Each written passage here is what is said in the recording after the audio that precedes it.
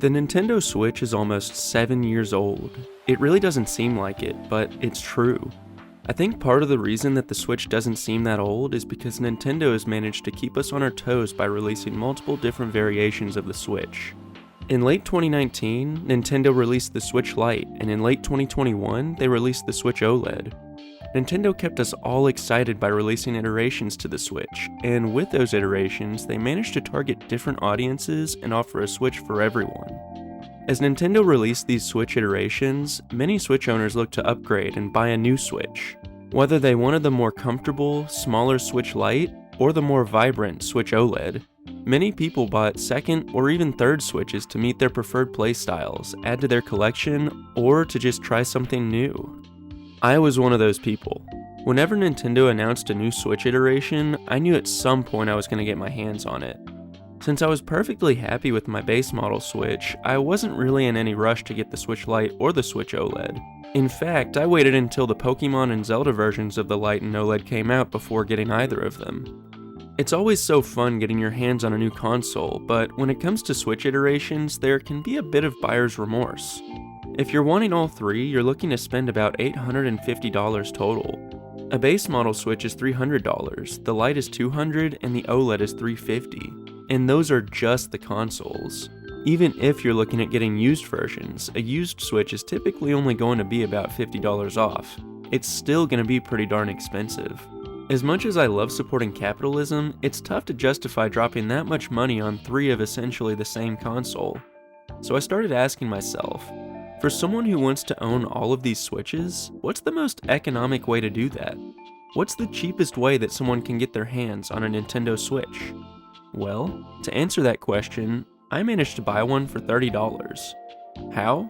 Well, let me explain, because it's not like you can just walk into a store and buy a Switch for $30.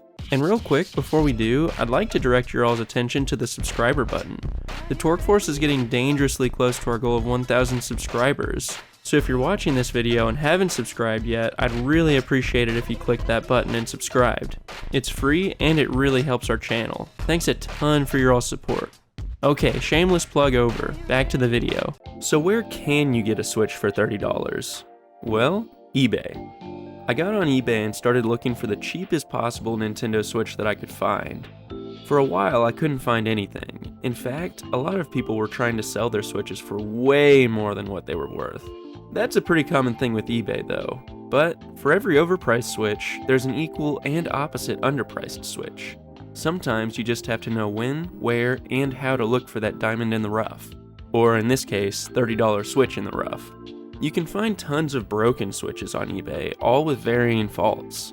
I came across this little number, a gray Switch Lite that wouldn't turn on. There weren't any details that indicated why the Switch wouldn't turn on, but overall it seemed to be in pretty good condition. The seller sold it to me for about $25, and I was really surprised that he went so low in price. Oftentimes, even broken Switches sell for quite a bit more than that. I bought it planning to try and fix it if something simple was broken. Like I've said before, I'm no rocket surgeon, but I can replace a part or two if needed. Unfortunately, when it arrived in the mail and I had a look at it, I couldn't get it to charge. I thought about trying to replace the battery, but really there was no guarantee that would solve the issue. I didn't want to buy a new battery unless I knew for sure it would fix the Switch. As I mentioned though, broken Switches usually sell for far more than what I got this one for, so actually I ended up flipping it. After inspecting the unit and not being able to figure out what the defect was, I put it back on eBay and auctioned it off for about $55. So now I found myself in a position where I was actually up $30 from where I started. I profited $30 from buying and reselling a broken Switch.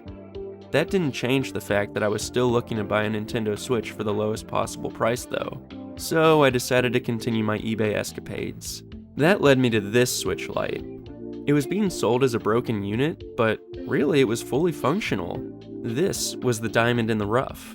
Sure, it was really cosmetically damaged with cracks in the plastic, missing Joy-Con caps, and a good amount of grime and grossness, but by definition, it was a fully functioning Switch Lite. Outside of the cosmetic flaws, there was nothing wrong with it. The seller sold it to me for about $60, and when you take into account the $30 profit I made off of the other Switch, that means I really only spent about $30 to get this Switch. That's a great price for a Nintendo Switch, and it's definitely the best price I've seen a Switch go for, unless you count those $7 Switches you can supposedly get by downloading that one shopping app. Now, that's kind of a roundabout way to buy a Switch for $30, but that's how I made it happen.